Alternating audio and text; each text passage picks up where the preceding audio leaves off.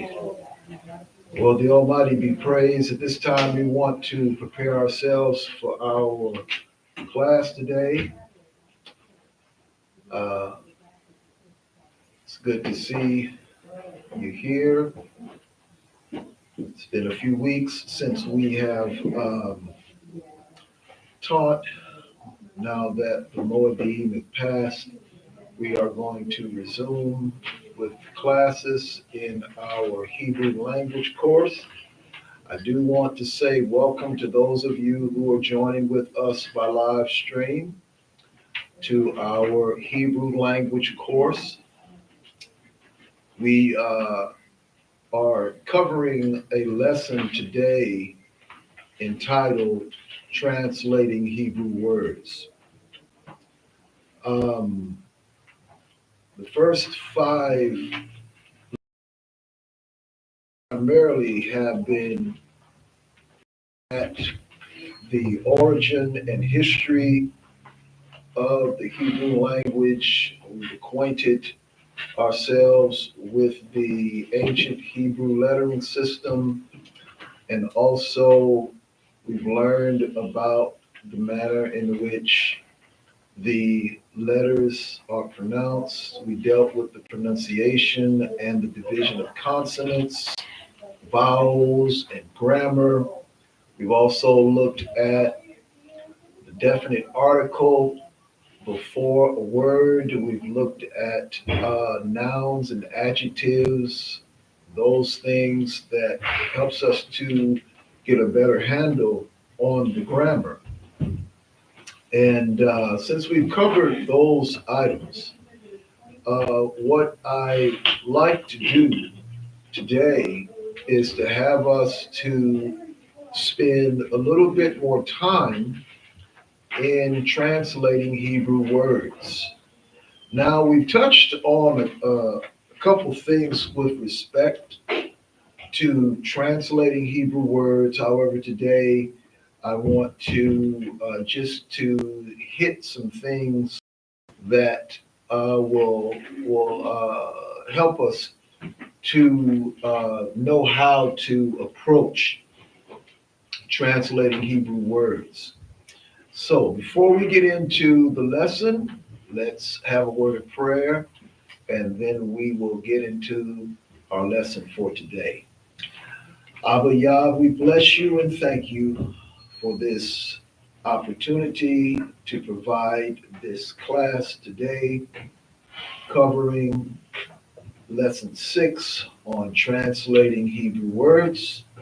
I ask for your wisdom and your guidance so that each of the students will be able to have a firm grasp on the ideas and the concept of approaching how to translate a Hebrew word. We do thank you for this opportunity. Let it be one of edification and learning for each one in attendance, and we will be careful to give your name praise. In the mighty name of Yahshua, our Redeemer. Amen. Amen. All right. Now, for those who need outlines, we always have the outlines in the first row. And the outline today is going to be looking at some bullet points that I'm going to talk about briefly, and then we're going to get into the translation of some Hebrew words. What each of you will need, for those of you who are in the class, and also for those who may be joining with us by live stream, if you do not have a Hebrew lettering system where it gives you all of the Hebrew letters, and I just want to be able to show you what that looks like for with us by live stream. You may not be able to see it well, but this particular sheet right here, it has the ancient Hebrew letters. It also has the modern Hebrew letters, Greek and Latin also. And this particular sheet, if you want to look it up now and be able to obtain it now, you can go to a site that is called www.ancient-hebrew.org. www.ancient-hebrew.org. And you can look for this particular sheet, the Ancient Hebrew Lettering Chart. That's one of the sites that I use to obtain some of my information with respect to at least this chart and another chart that I have. But the reason why I made mention of that, and this is in particular for those who may be joining with us by live stream, is so that you can use it as a reference in knowing and learning the meaning of each letter. Because this is important as we dive into learning how to translate Hebrew words.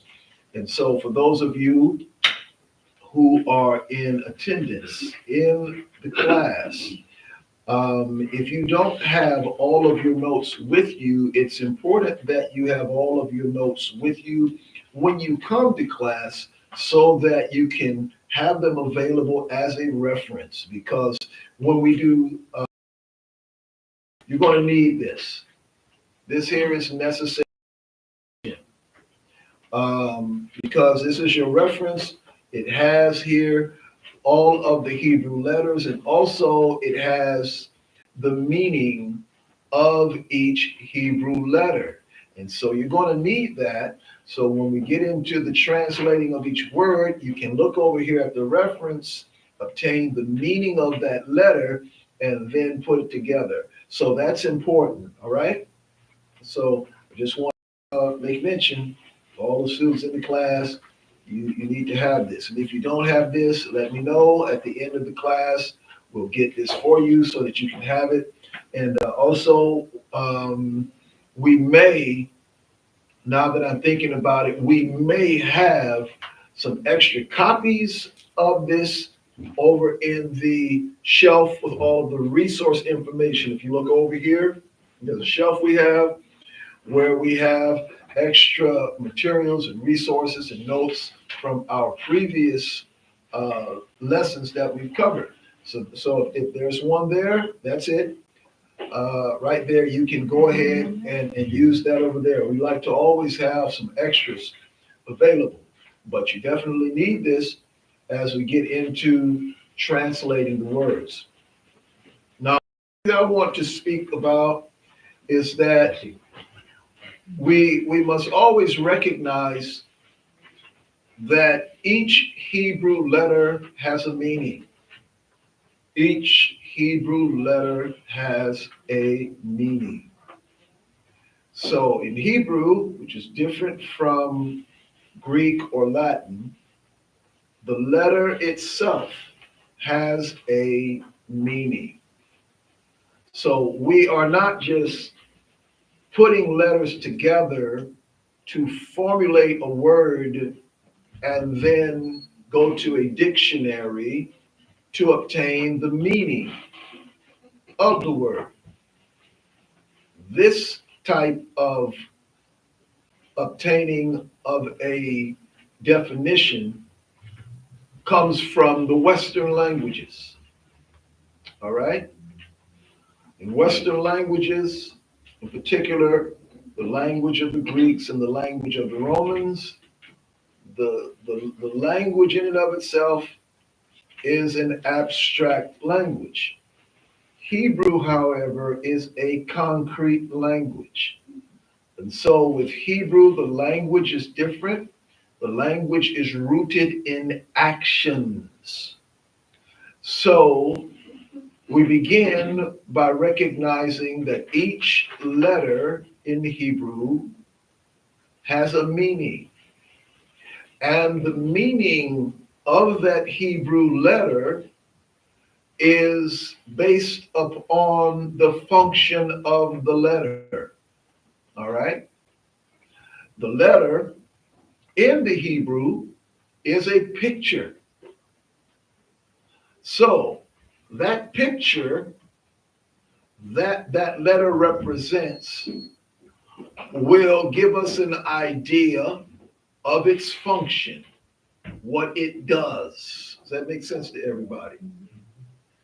For example, if I gave you a picture of a hammer and you saw the hammer, in your mind, you will begin to generate certain ways in which you use the hammer, right? Because that hammer has a function, it has a use. There is something that it does, right? So one of the things that we know full well, if we look at a hammer, is that we know that the hammer is used to nail things. It's used to hit things. That's what we know about a hammer. So we began to develop a meaning with reference to the hammer. And certain words that are associated with the hammer, give me a word that's associated with the hammer that comes to your mind. Nail. Okay, so how do you nail something? With the hammer.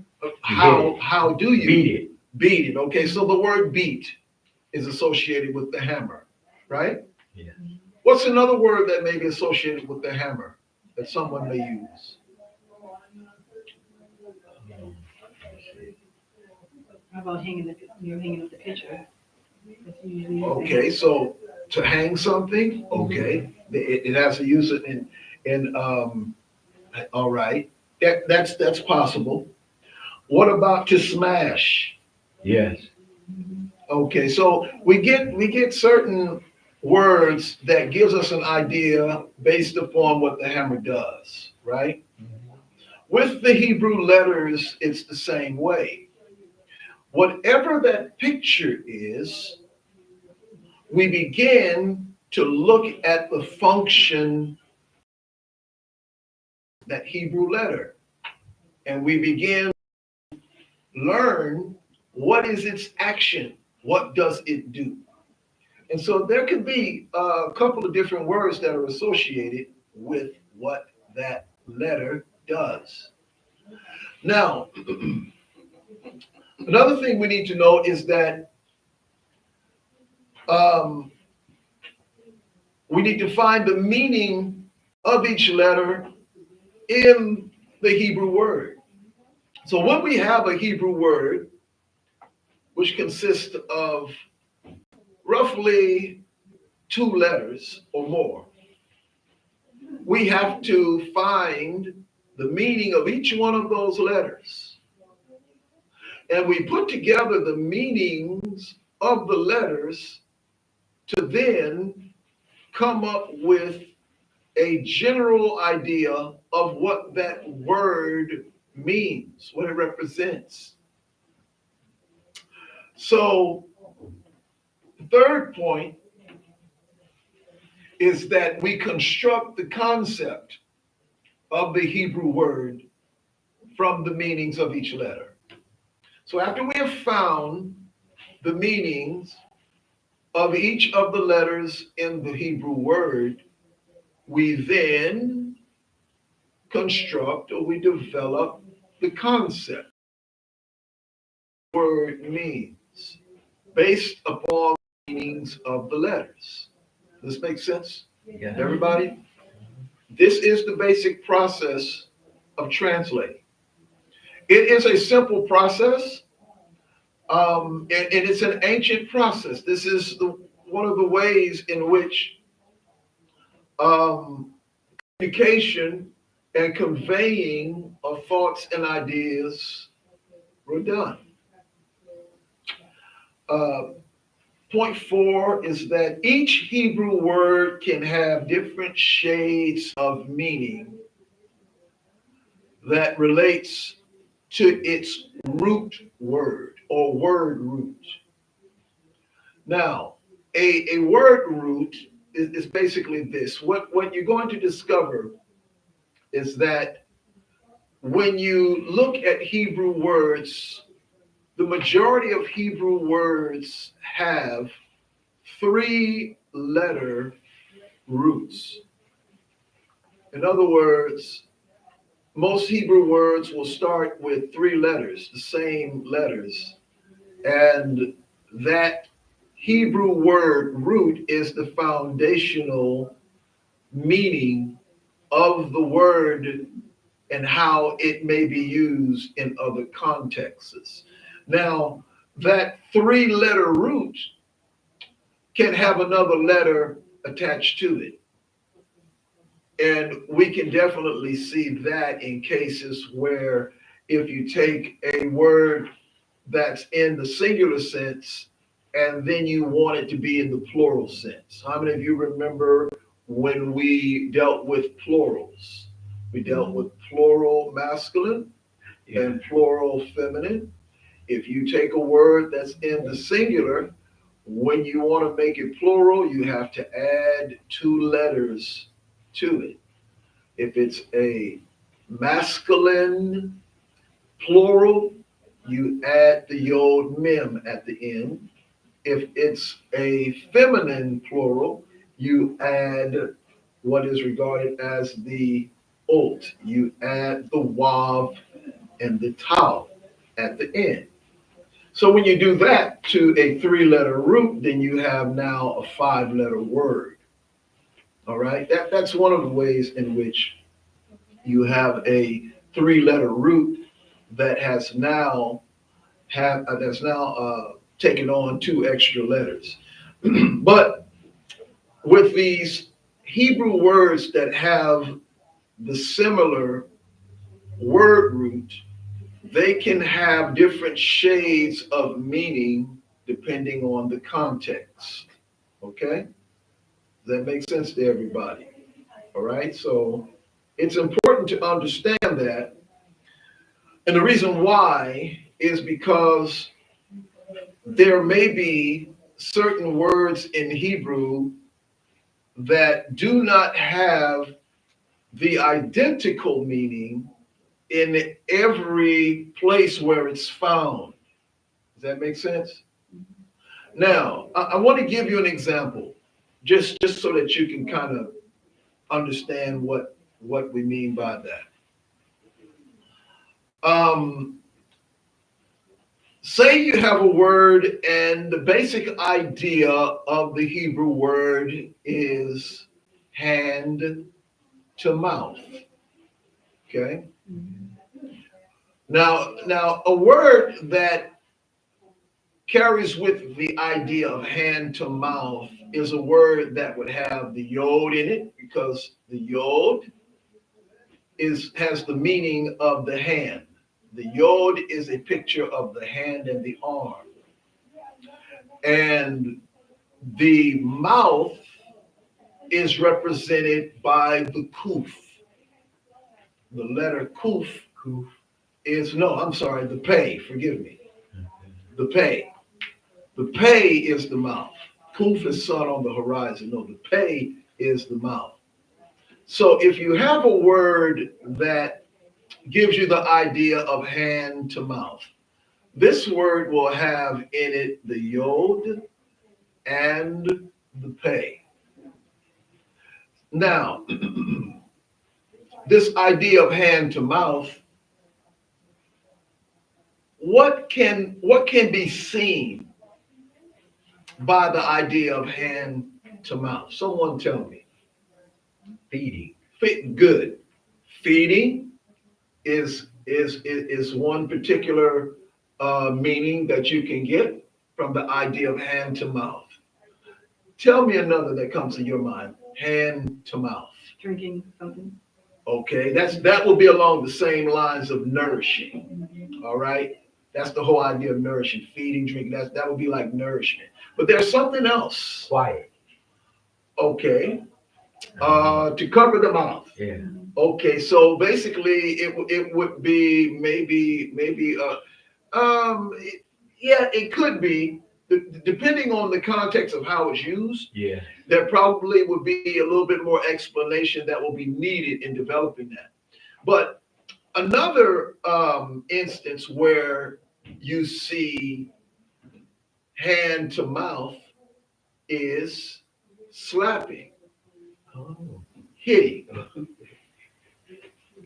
Okay. Yeah.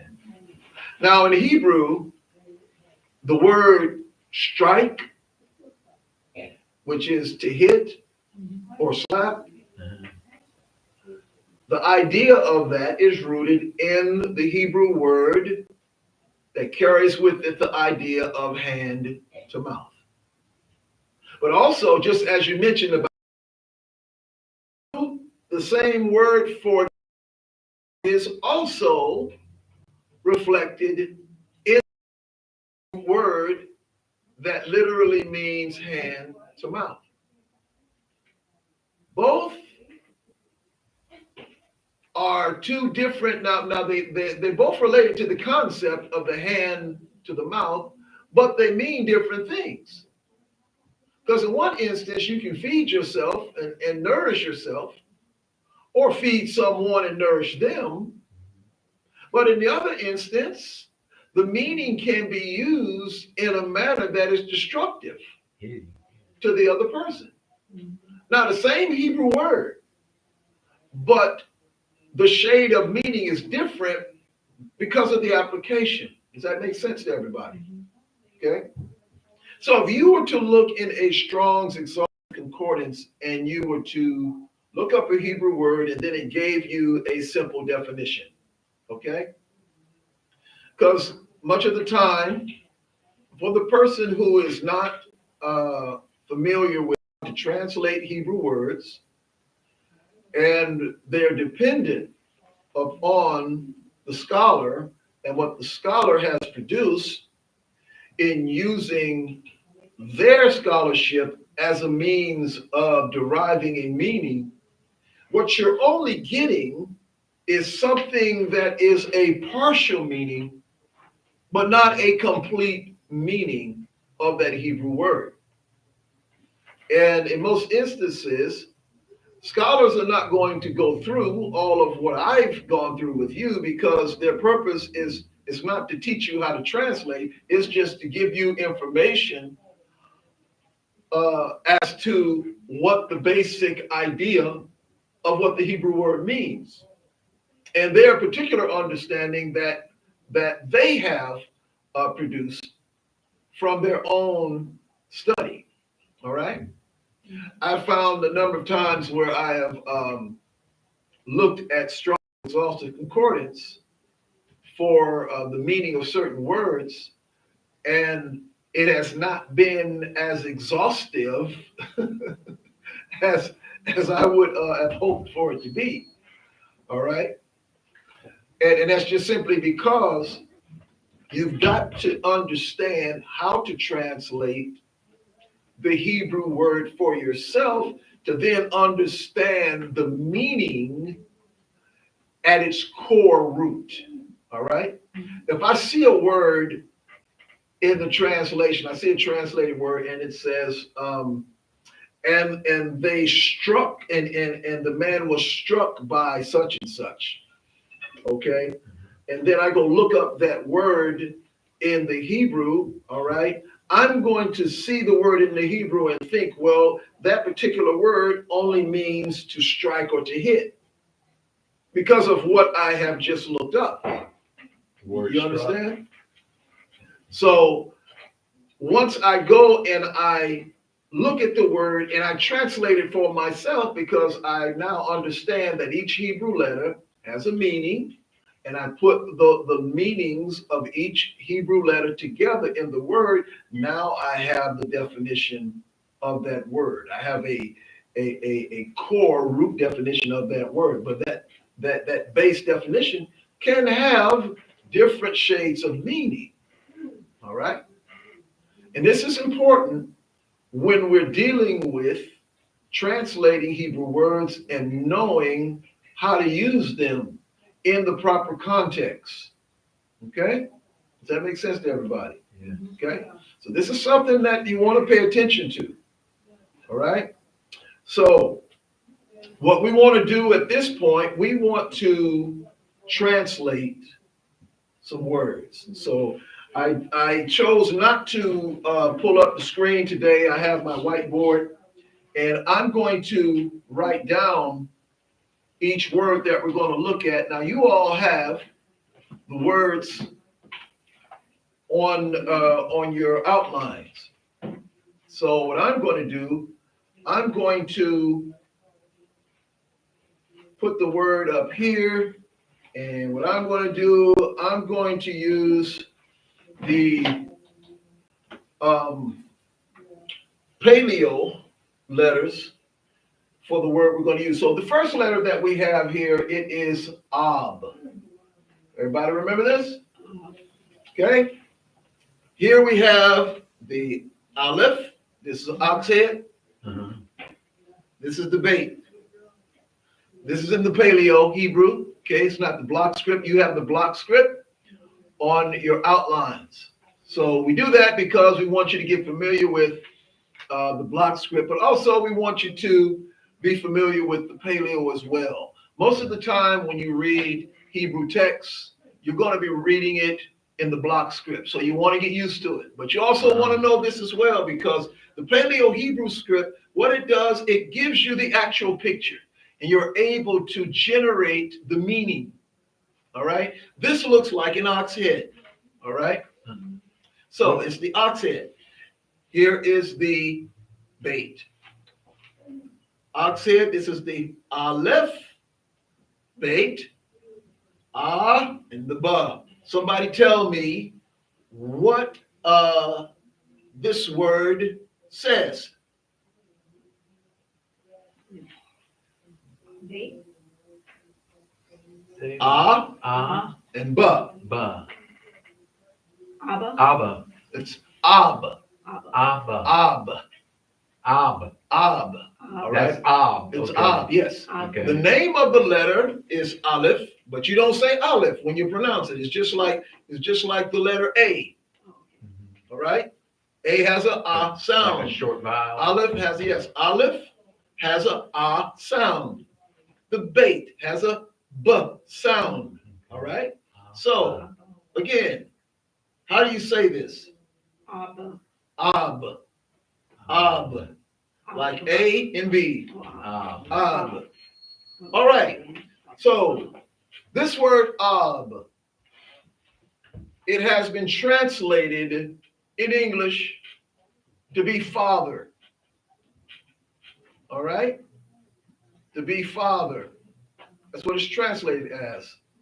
Yes. Is in English, is it translated Abba?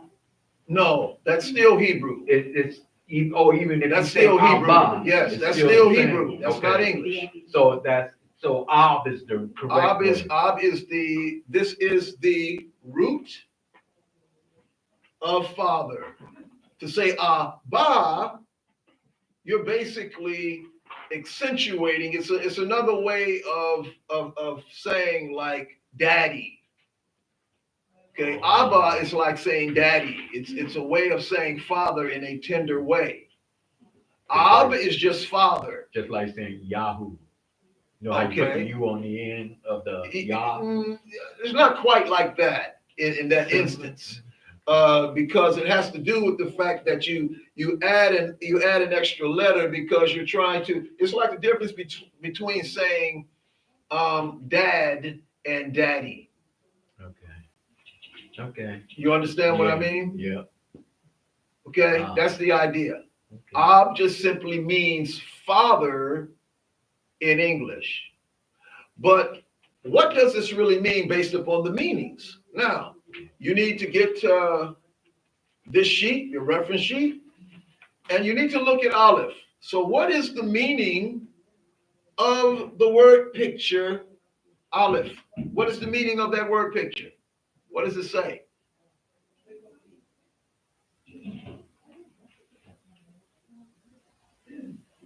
If you come across, you see where at the top it has the aleph, that's the first letter. You come across where it says meaning. You want the meaning? You mean strong? Okay, yes. Power Okay. and leader. Okay, so this letter means strong, means strength, power, and leader. That's what this letter means. So what we said in translating Hebrew words is that we have to first of all do what? We have to know the meaning of each letter, right? So right here, this word, or letter rather, it means strong, power, leader. That's what we see right here. Okay. Strong, power, leader, right? Strong power. That's what that letter means. Okay. All right? And where do these meanings come from?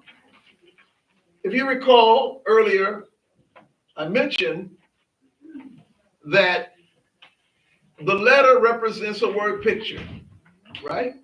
You remember that? The letter represents a word picture. This is a picture of an ox head. So, what do we know about an ox? It's strong. Mm-hmm. When you hear reference to a person that's strong and has the ability to work hard, they'll say something like, he's strong as an ox. Yeah. Right? Because in the ancient time, the animal that reflects great strength and power is the ox. All right? So that's where we get the meaning from. It has to do with the particular quality or function of whatever the image is. Okay? Does that make sense to everybody? Yeah. So that late letter is then. Which one? The late letter, the one right here. Yes. All of the letters in Hebrew, it doesn't matter whether they are modern or whether they are paleo. It all carries the same meaning. Okay?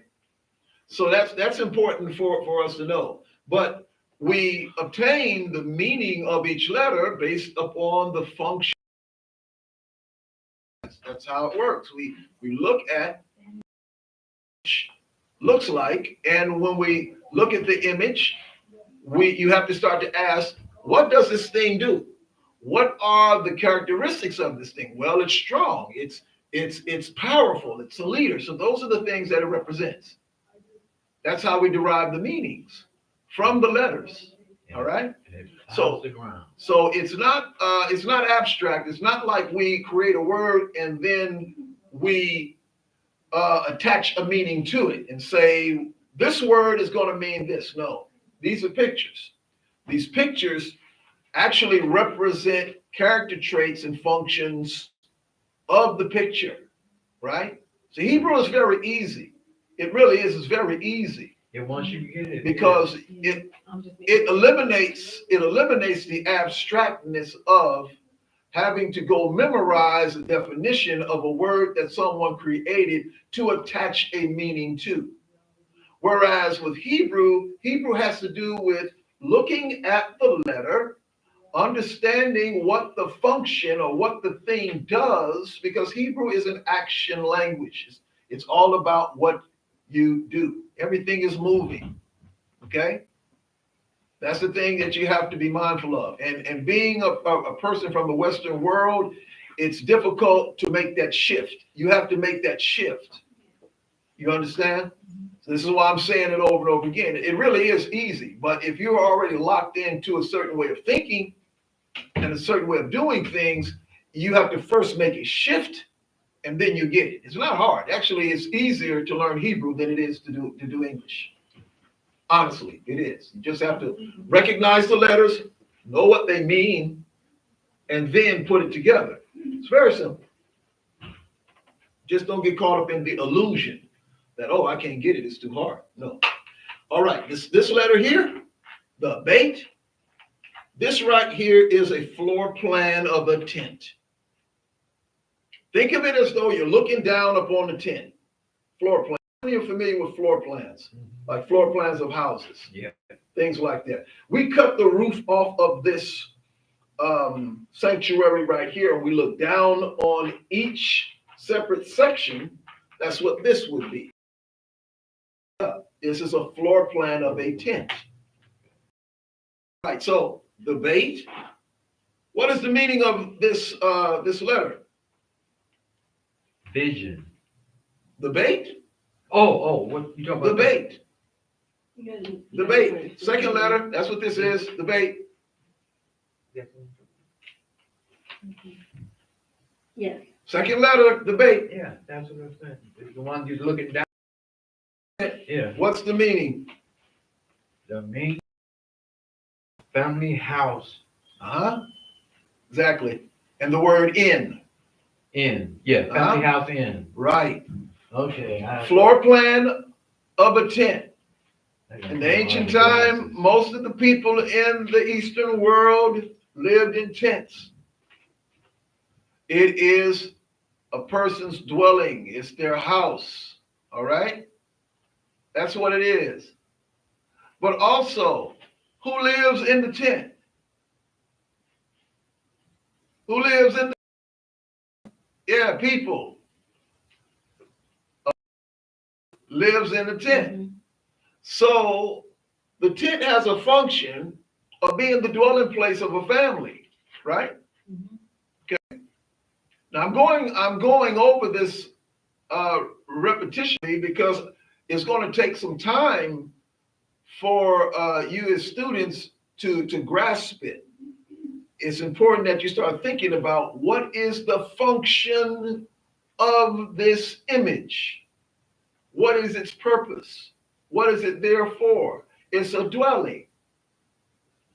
People go into it, correct? Mm-hmm. So you have the word in placed there as a part of one of the meanings. People go into it. Family lives in it. It's a house, a dwelling. So these are three words that give a description that provides meaning to this letter. Okay, right? So, all right. So we have house. We have family. Right? And we have in just represents another aspect of what this word means. In other words, like if I was to take this letter here, debate, right here, and we were to put this in front of a word, and we haven't gotten to that part yet in the grammar, but we will. But if I was to put this letter in front of a word, it would mean in whatever the other word is. Oh, okay. You understand? Yeah. That's how that will be used. But seeing that debate is used here in a word, we now have the meaning of this letter and this letter. We have strong, power, leader, house, family, okay? So, the Ab is the strong leader or the strong and powerful one of the family, or the strong and powerful leader of the house.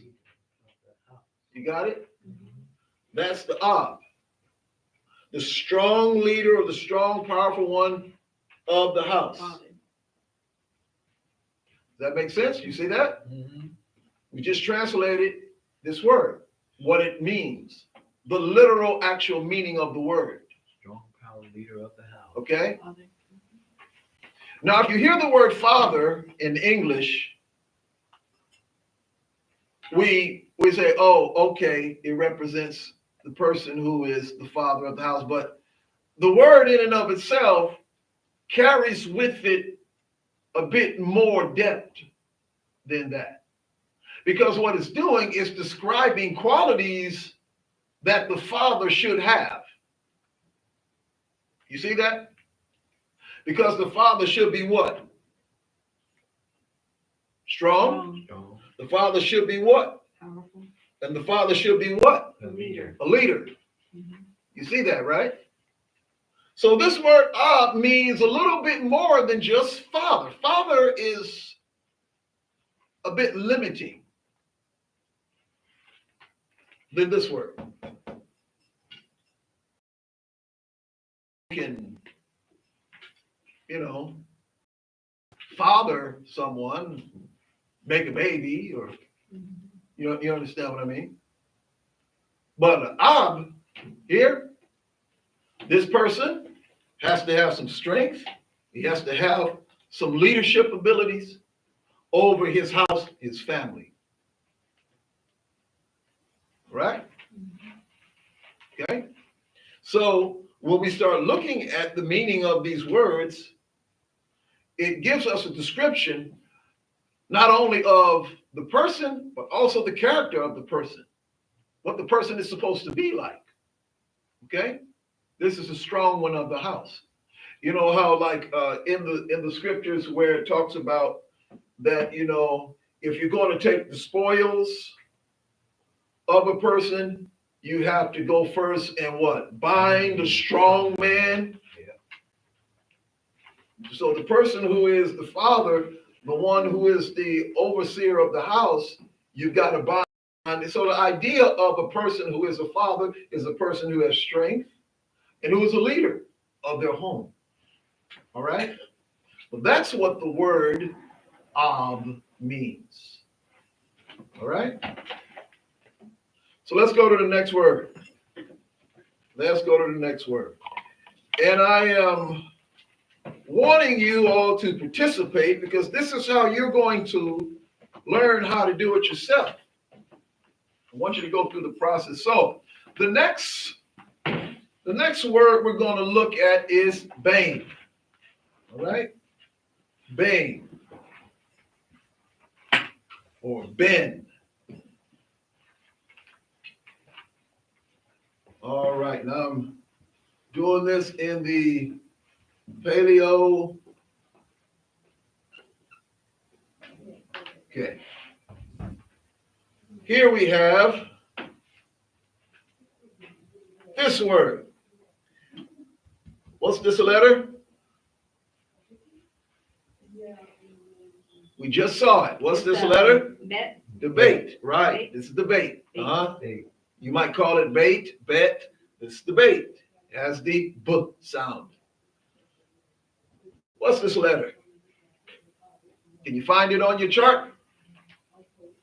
This letter right here. Dom. Nope. Door. Nope. No. What's the name of the letter? I'm looking for. This is the nun. This is the nun. Go down about to the middle of your chart. This is the nun. You'll see something that looks like a little snake almost. Nun. Okay. See it? This is the nun. It has the N sound. Okay. Okay? This is the nun. This is the bait. This is the nun. So we are at the bait. What is the meaning of the bait? Family. House. All right. So this is the house, right? And family. So tell me, what is the meaning of the word nun? It means seed. Yes. Man, I got something on the flash. Right. It means seed. Seed. What else does it mean? Seed, continue, hair, Air, and sun. and sun, right. So the seed, this is the seed. Seed has a number of meanings. It represents a son. It represents to continue in the sense of continuing a line. It also refers to hair and a son. So when we put the two letters together, the B and the N. How do you say that? Ben. Say it again. Ben. Ben. Don't be afraid. Just say it. Ben. Yeah, Ben. Ben. There's no wrong way of saying it. You have to learn how to pronounce it. So Ben, all right? We have the bait and the nun. Ben. All right? Ben. So Ben means what? We have the meaning of each letter. Now let's put the letters together. What does it mean? Son. Meaning of the bait is what? House. Meaning of the nun is seed, heir, and son. So family, you can say family heir or family son or son of the house. Ben means son of the house or seed of the house. Another way of understanding this is when you have the two letters together, even though we know the meanings, you see, it has to do with the idea that you start with the house. Remember, the house has the family in it, all right? And inside of the family, in the house, you have the seed. So this is the seed coming out of the house. It has to do with the idea of a son being produced. Ben. So, for example, when I say that I am Dawid ben Israel, it means that I am Dawid, who is a son or who is the seed from Israel. You got it? Mm-hmm. That's what this word means. It means son, son of the house, or seed, the seed that comes out of the house. So that, all right? That's the, okay? That's what this word means. So when you use the word ben, you can't use this word without taking into account that the seed came from somewhere else. Does that make sense? Mm-hmm. Seed. Yeah, the seed came from somewhere else. Which made the son. Which made, yeah. It's like there are some people who have the idea that the Father became the Son. Now, I don't hold to that concept because it does not fit with the Hebrew. Yahshua HaMashiach literally came out of the essence of the Father as Kokma, the creative ability and power of Elohim to create everything. And when he's referred to as the Ben, that means that he came out from another substance. Otherwise, he could not be a son. Because Ben means son of the house. That's what this means. All right, does that make sense to everybody? Mm-hmm. Well, this is how you begin when you're translating words in Hebrew. All right. Let's go to the next word. Is it getting a little easier? Yeah. A little. Yeah. All right. Okay. So the next word that we want to look at is this word that most of us pretty much know about, but we probably haven't really seen it too much as far as the definition of it is concerned.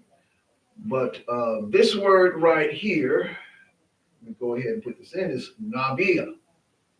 All right, I'm going to go ahead and, all right. bait. Get the yod in here. And we also have the ox head. Okay. So this word right here, and I'm doing this in the paleo. This word we have here in the paleo, we have the nun. We have the bait. Let me fix that up. This is the bait. This is the yod. And this is what? What is this right here? The ox. Yep, ox head, the aleph. This is the aleph. The ancient Hebrew would call this the El. All right? It's also called the El. So we have the nun, bait, yod, and the aleph. So, how do you pronounce this? I want you to think about it.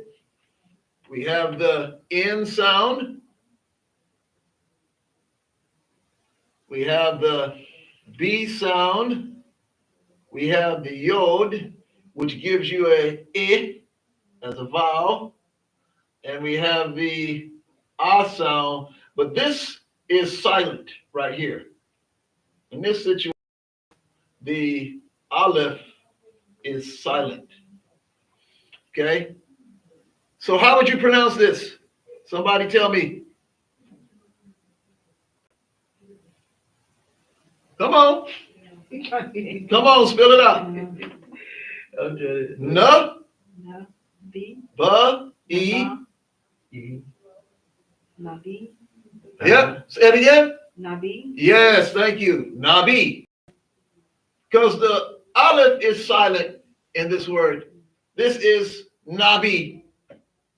Nabi. Nabi. Yep. Nabi. Nabi. Nun, bait, yod. Nabi. All right. Reason why the I is used here is because this is a vowel. Anytime you have a yod in the middle of a word, it's a vowel. We learned that some time ago.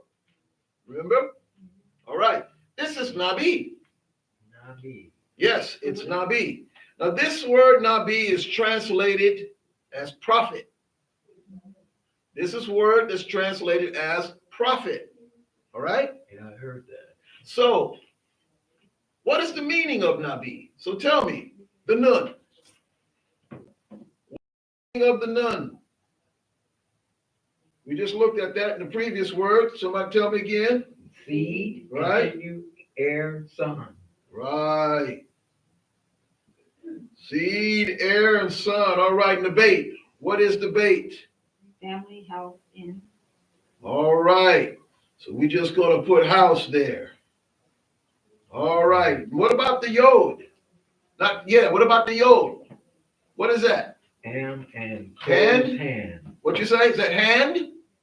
Right? Close hand. Hey. Close hand, no, the yod. Hand. Yeah.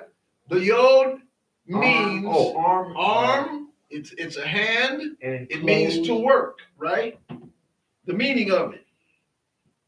Oh, okay. The image. Hand, work. Uh-huh. Work. Worship. Uh-huh. Worship. Okay. So these are all functions of this arm with the hand that is closed. Okay. And what about the aleph? Strong, Mhm. power, leader. Okay, so Good job. so how do you get profit out of this, out of Nabi? How do you get that? How do you get the meaning from that? Okay. So what you have to be mindful of is that this word represents a person.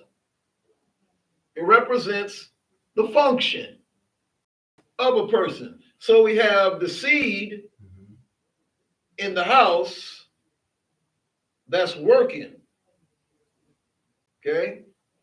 Seed in the house that's working. producing strength.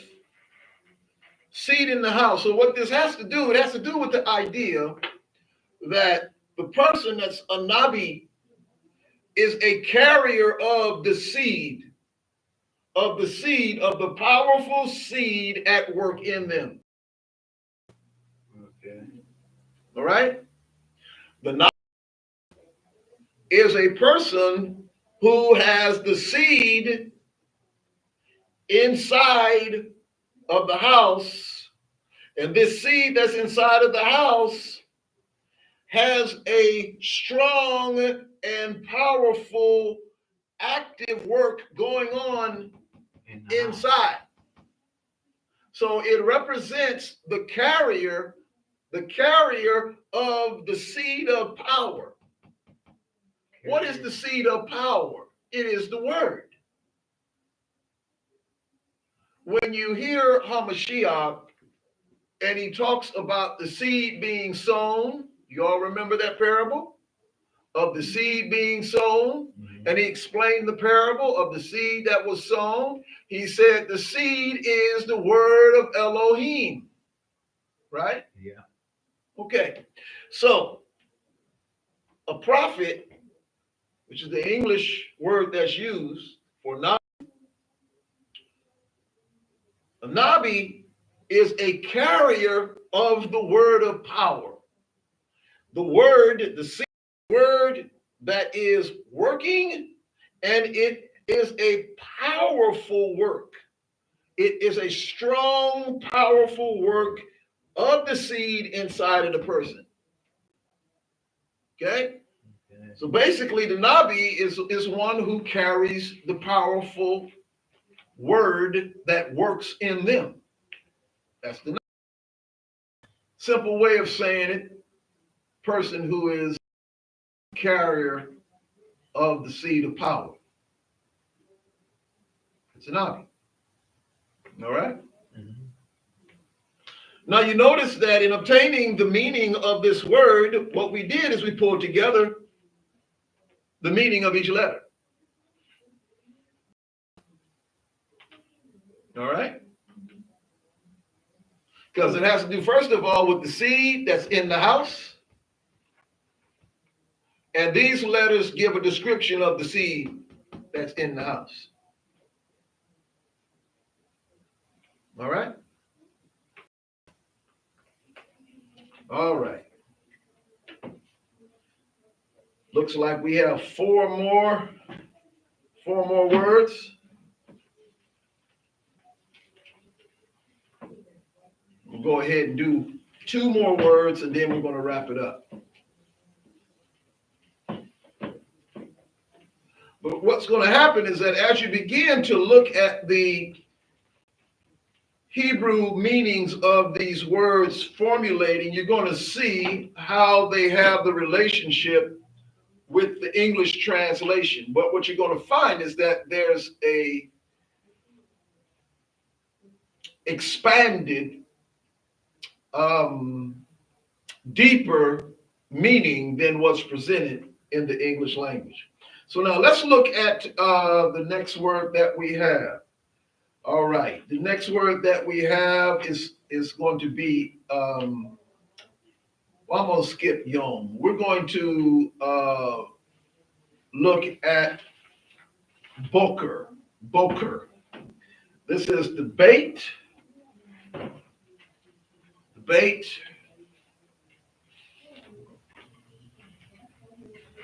the wav, and we have the kuf,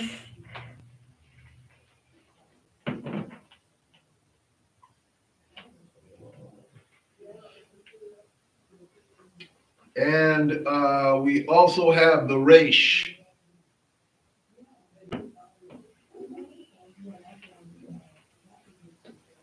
All right. And this is in Paleo. Bait, wav, kuf, resh.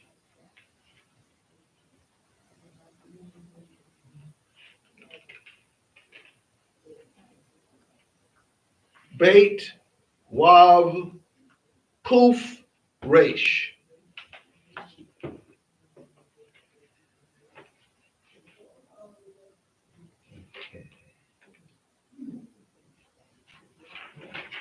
All right. Somebody pronounce this for me. Going across. This Wav has the O sound here in this word as a vowel. Somebody pronounce this. Best you can. Ra. Boker. Boker. Yeah. Boker. Yeah. Whatever the last letter is, you don't want to add another syllable to it. It would just end in er. Okay. If you say ra, then that means we have to add another letter. Okay. To describe the ah. You got it? It's just boker. Boker.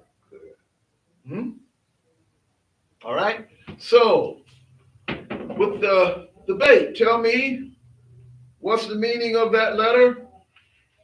Family. Huh? The who? In. The debate.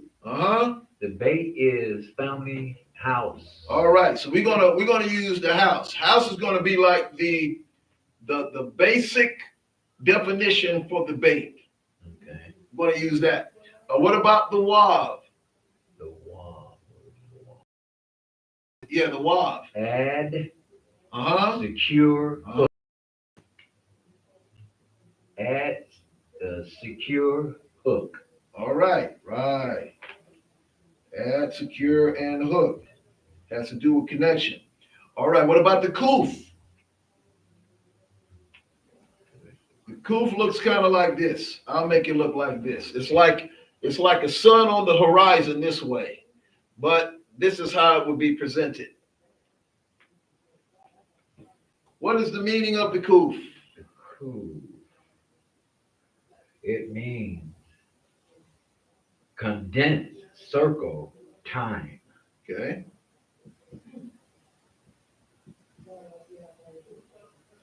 Now, since it represents the sun on the horizon, that's what that shape of it is. It's like looking out at the sun on the horizon, okay? All right? Now, what about the resh? Head first, top, beginning. Okay. All right. All right. So now the head here, it actually represents the head of a person. That's the way the head. This represents the head of a person. Okay. All right. And you have the bait, the wav, the kuf, and the head of a person. This is translated in English as morning. Morning. That's what it's translated as. Morning. So this is the idea of it. Everything starts from the house here. Okay. See that? Everything starts from the house here. So when you have a word and you have the first letter, you want to think of the first letter is telling you a story. Okay? This right here, the head of a man, where does the man live? In the house. In the house, right? So the man comes out of the house, right? Yes.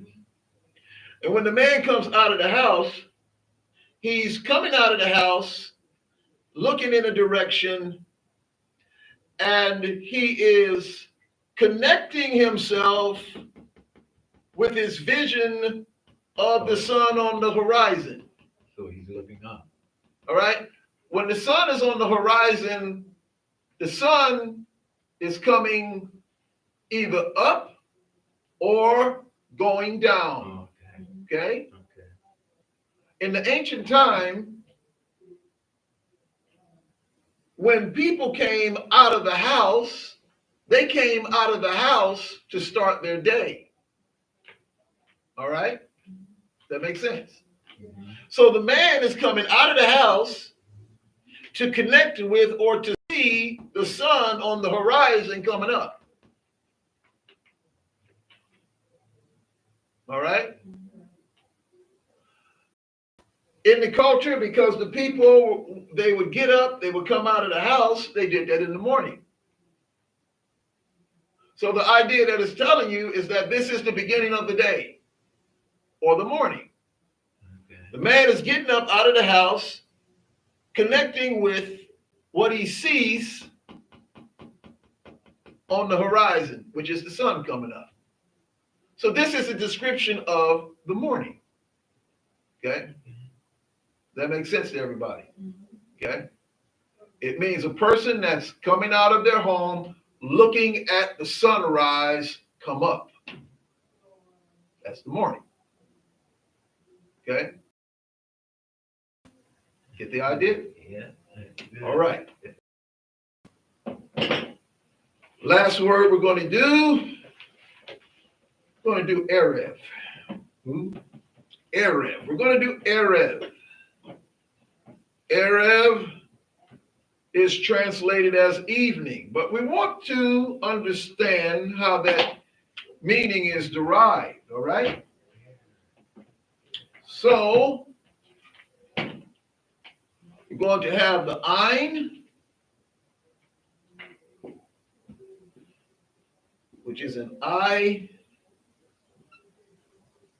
the Resh, and we're going to have also the Beit. This is in the Paleo. This is the eye. Looks like an eye. Okay. But in the block script, it looks like a Y. The Ein looks like a lowercase y in the block script Hebrew. Yeah, sure does. Okay, but this is the original Paleo Hebrew. It looks like an I. All right, the Ein, in essence, what it is. It's an I. Tell me the meaning of the Ein. We haven't looked at that yet. See. Wow, to see, right? No. And shade. Okay, so the Ein, it means to see, to watch, to know, shame. And the picture is an eye, an actual eye. That's what it is. All right? It is an eye. Okay? So it has to do with something you see, something you're looking at. All right? All right, the Resh. Resh is what? Head. Right, the head. First, top, beginning. It has to do with the head, top. And then the Beit. Family, house, inn. Right. So, I want you to look at this.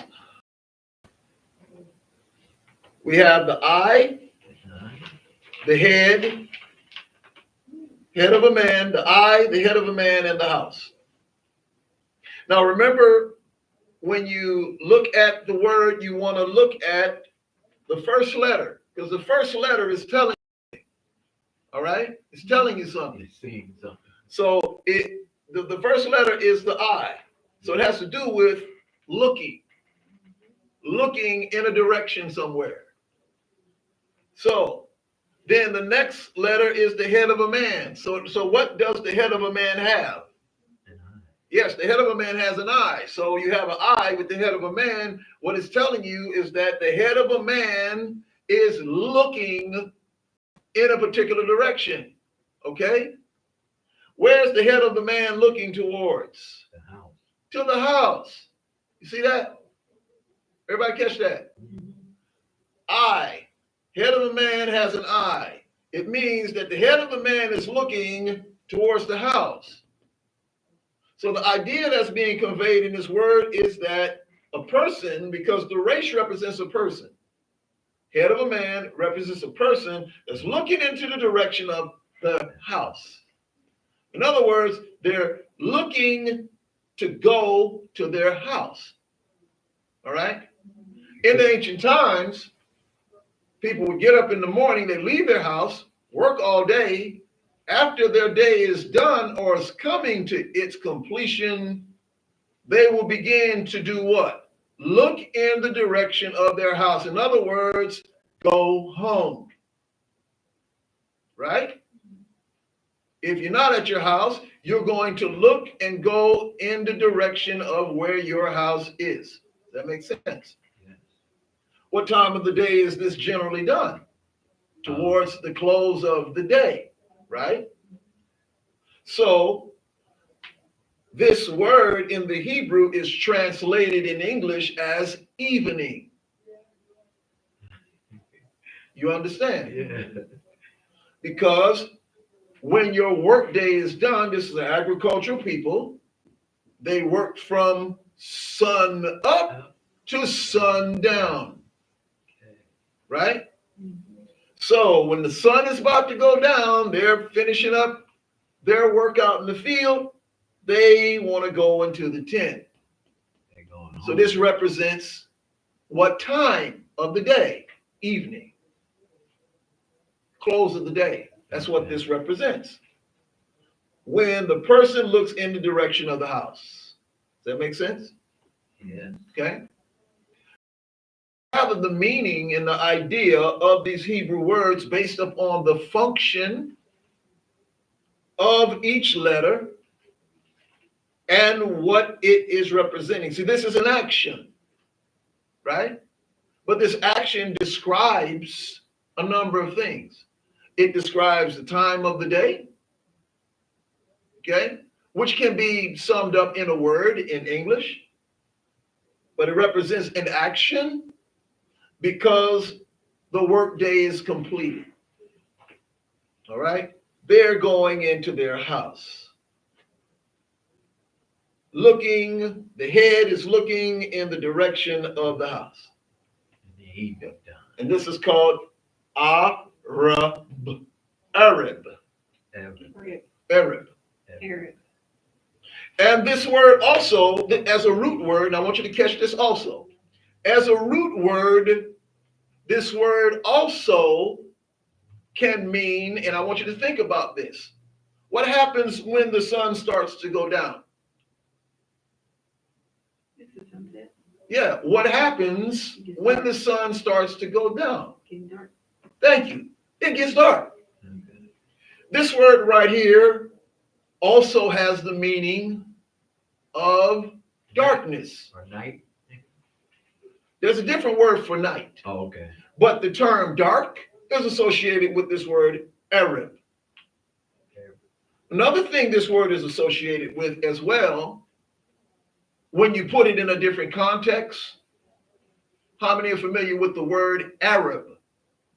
You familiar with the word Arab? You know, like the Arabian people? Yeah. These letters is Arab also. Okay. And it has the meaning of dark. So there are different shades of meaning with this Hebrew word depending on the context that it's in. You catch that? This word can mean dark because at the end of the day, when a person is going into their house, it gets dark. All right? It also represents evening, but it also represents an Arab person, and it represents also the complexion of an Arab person as well. Dark. Because of the meaning of the word with reference to a particular group of people. Arab, same word. So it has different meanings. All right? A dark Egyptian. This is the last one that we're looking at today. I trust that this teaching on this particular subject has helped each of you to be able to begin to learn how to translate Hebrew words. I would say it's more of a discovery process. But what you want to do as you are learning the definition of each letter, that you begin to put the meanings of each letter together so that you're able to then construct the basic concept. of what that word's root meaning is. And then you'll figure out how to apply that word in different places in the biblical text. When you see it, you'll begin to say, oh, okay, it would mean this in this particular context with this placement in the scripture text. It can sound. Yes, it can have the same 3 letters or 4 letters, but the meaning will be slightly different depending on how it's used in a particular passage of scripture. All right. So, any other questions before we close?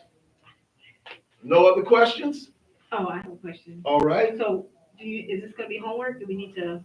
The ones that were not looked at, you can do that as homework, but I would definitely suggest that you look at some of the words that you may have in the vocabulary. If you look at some of the sheets that we provided for you, Yes. Look at some of those words and then begin to start to translate. You may know what the word has been translated into based upon the English word that's given, but practice for yourself. Look up the meanings of each letter and then begin to test just to ensure that the most appropriate word in English was used as a translation. That's what I suggest you do. So you want to get some practice at that. I think this would probably help me on the lesson when I was telling you I got stuck. Uh-huh. I think just following the chart would help me. Yes. So that's what you want to do. And we can also translate it into modern Hebrew. The modern text is the same. It's just a different block script. Yeah, but the that's what meanings I'm are saying. exactly the same. That's what I'm saying. Just writing it down. Mm-hmm. Yeah. Yeah. All right. Well, the Almighty be praised. We'll close in prayer. Abba Yah, we do thank you for this session that we've been able to cover the translating of Hebrew words. I trust that each of the students have been able to receive tools to help them to be able to look at the text and be able to translate words in the Hebrew on their own. I pray, Abba Yah, that edification has been provided and that the things that have been shared has been beneficial so that each of the students may be able to go to the text of scripture and be able to translate and understand the text from a more in-depth perspective. We do thank your blessed name for your guidance and your wisdom in all things. We bless you. Amen. Amen. Each of you who I just want to say thank you for your participation. We trust that you have been edified and that you have learned something that you did not know and that you can take the tools that we have communicated on today and be able to learn how to translate Hebrew words on your own, understand why some of the same words that are spelled the same have different shades of meaning.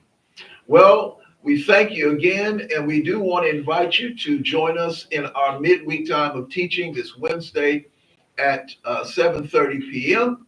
and also in our next Sabbath gathering, next Shabbat, Saturday, 12:30 p.m. Well, the Most High bless each and every one of you and your families. Shalom. Shalom.